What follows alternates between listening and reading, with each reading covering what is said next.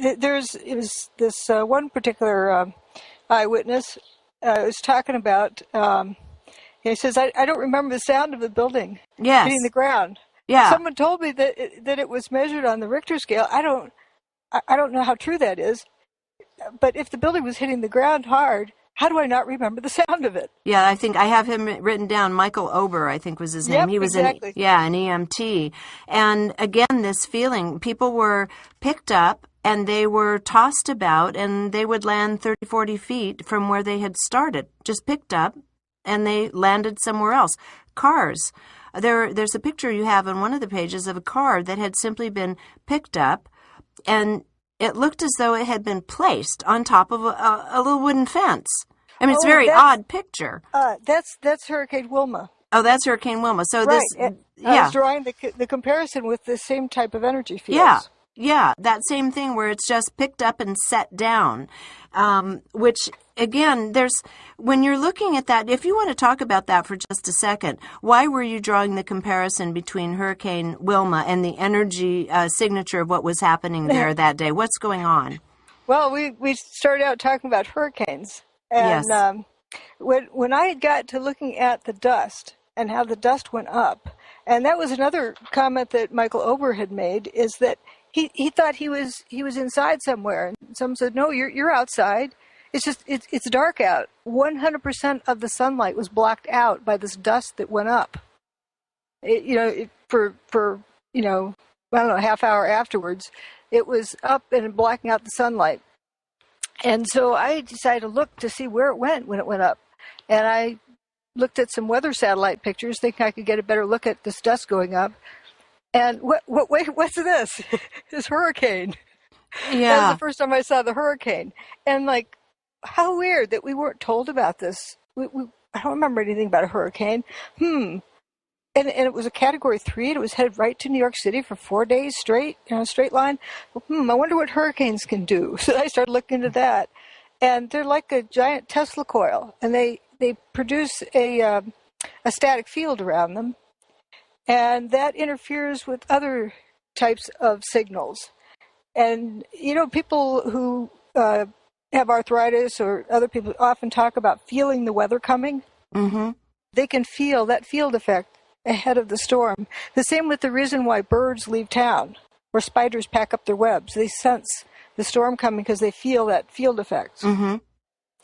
And also in hurricanes, you have cars sitting on fences. And hurricanes are a big torsion field.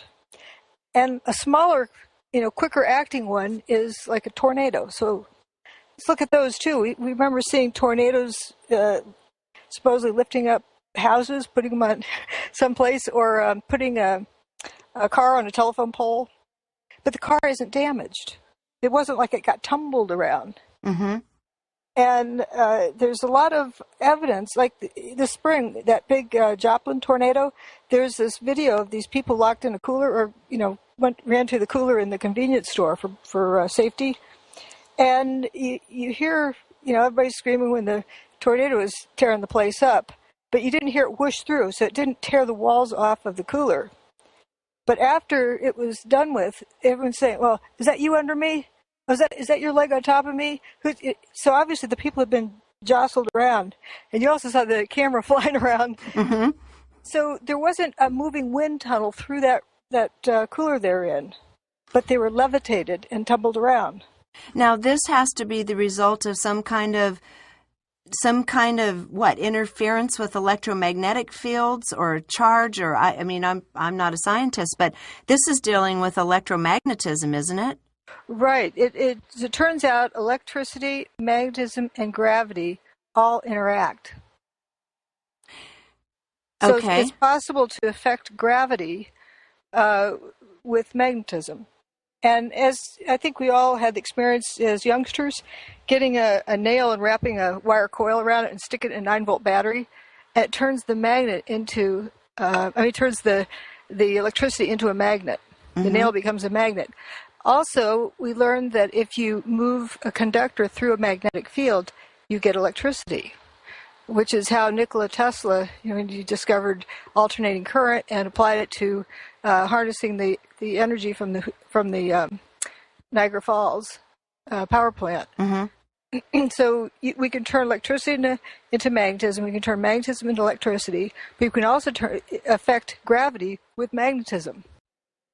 So just from what we're talking about so far, there had to be some kind of electromagnetics in play. And you were talking about tornadoes and how they have this effect where they can pick things up without harming them through this gravitational effect and land them or set them down somewhere. But you don't have dustification with tornadoes. I mean, there's more than that at play here. Right. You sometimes do, but or destruction. And that's just when Yes. it's randomly kind of oriented. And there are aspects of the WTC complex that reminded me of tornadoes. How so?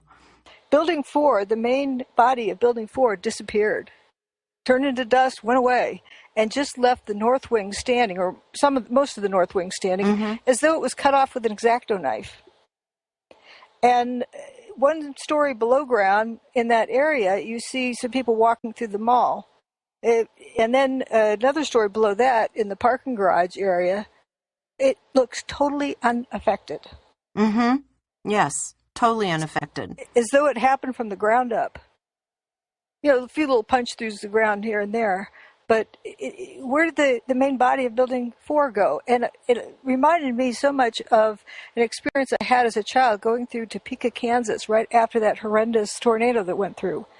You could look through this into this apartment building that had been sliced in two. Mm-hmm. There was a made bed in there with magazines still on the bed, books on the dresser, and clothes hanging in the closet that weren't messed up. Yes, and your book is riddled with these kinds of surreal photographs. There are photographs of cars in which the back half of the car looks fine. A police car, for example, half of the lights are undamaged. The rest of the car is completely toasted.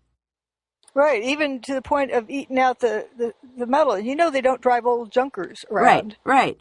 The metal is eaten out, and yet the other half of the car is totally intact. Like it just came off the showroom floor. Exactly. I mean, it doesn't even have scratches on the paint, it looks like.